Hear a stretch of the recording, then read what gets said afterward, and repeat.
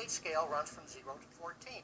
There's a power of 10 in between each one of those numbers, like the Richter scale of an earthquake. So every time you drop one number, it's times 10. So 10 times 10 times 10 times 10, or every single time that you take in a soft drink, especially a cola of any kind, you are 100,000 times more acidic than if you drank the same amount in pure water at a 7. In fact, it will take you 32 glasses, not of pure water, but of the coral mineral water to actually neutralize each and every cola that you drink. Now, I don't know when the last time that you had a cola was, but I'm sure you didn't run right over and take in 32 glasses of water to neutralize that. Okay? And yet that's what we would have to do. The people say, well, I don't drink colas.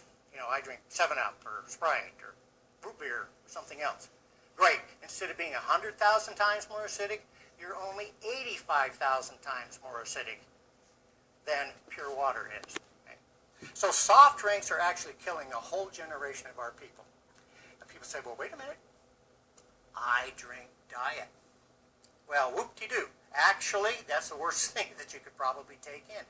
You'll notice on our screen up here, you'll find that artificial sweeteners, specifically aspartame and Splenda, are more acidic than the actual drink itself.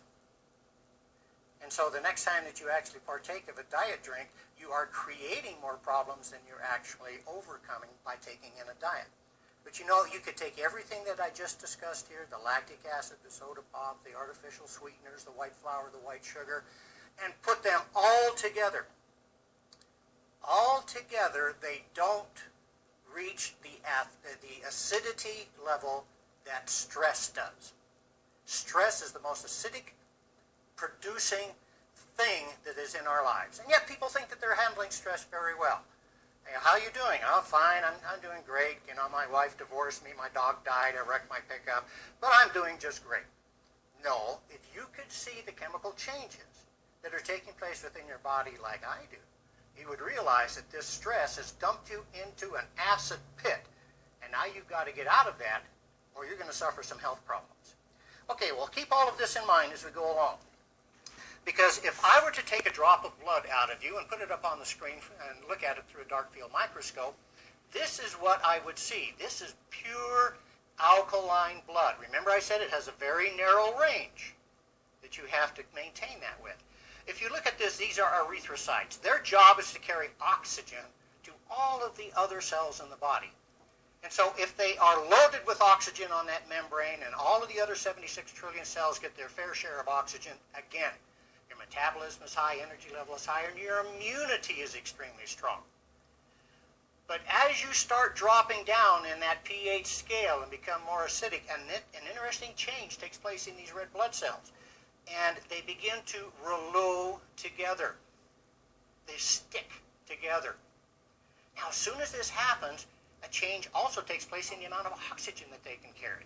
If I were to take one of these rouleau blood cells out and measure the amount of oxygen it's carrying on its membrane, along with one of the free ones that we saw on the previous slide, we would see that these rouleaued erythrocytes are only carrying 20% of what a normal red blood cell can carry. Now that means that you've cut out 80% of the oxygen going to the cells of the body. Remember that 1/4 of your blood supply goes to your brain. Therefore, as soon as you drop down and your body becomes rouleaued and acidic, the brain is one of the first things to suffer. That's why you feel muddled in the afternoon. You would kill for a 4 o'clock nap. It's mainly because you are depriving your brain of oxygen as you go through. So this is one of the first things we look at and are able to tell. What's something else? Well, immunity is extremely strong, as I said before. When you're alkaline, your immunity is very high. When you're acidic, it's very low. We know that 150 different kinds of diseases or chronic conditions are the direct result of calcium deficiency. You say, wait a minute, what's this calcium? Well, calcium is the largest buffer within your body. It's the most alkalizing mineral that we can have. That's why our bones are made of mostly calcium. So immunity is affected as we drop in the calcium level, therefore dropping in the pH level. So we take another little blood sample and we look at that and we say, whoa, look, yeah, this person is acidic. Look at these blood cells. Now you can see a red blood cell up here just for comparison. That's a brand new one. It hasn't had a chance to get acidified yet. We make new red blood cells at the rate of about 2 billion a minute, but they only last for about 120 days. So this is a brand new little baby right here. Now right next to it, you can see two white blood cells. The white blood cells, and there's 7 different kinds of them, have major immunity jobs throughout the body. Now, they should be 2 to 4 times the size of that red blood cell. Obviously, these are not. So as you become more acidic, these white blood cells shrink in size and they become inactive. Now, you can have a blood test taken and they can put it through the machines and say, oh, you got plenty of white cells, no problem. Yeah, but if they're inactive, your immune system is depressed. So when you become alkaline, now look at the difference. Here's an alkaline blood system. Look at the size of that white blood cell. Now it's huge, it's active, your immunity is strong. Okay? So another big thing about getting the body acidic and staying there. There are certain conditions that will be extremely exacerbated if your body remains acidic. One of those is Candida. Candida is a yeast form that lives in our large intestine. Now, it belongs there. We need it. It has a lot to do with the finishing products of digesting carbohydrates.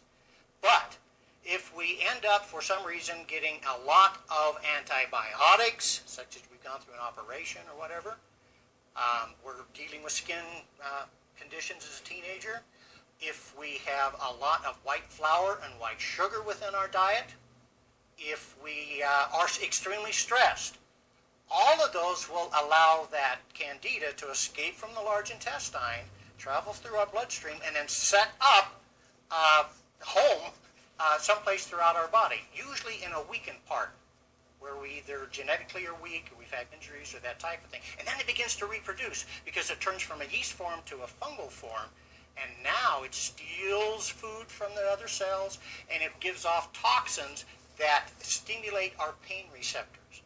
That's why I said earlier, Candida is one of the, it's not the cause totally, but again, it exacerbates fibromyalgia and chronic fatigue syndrome.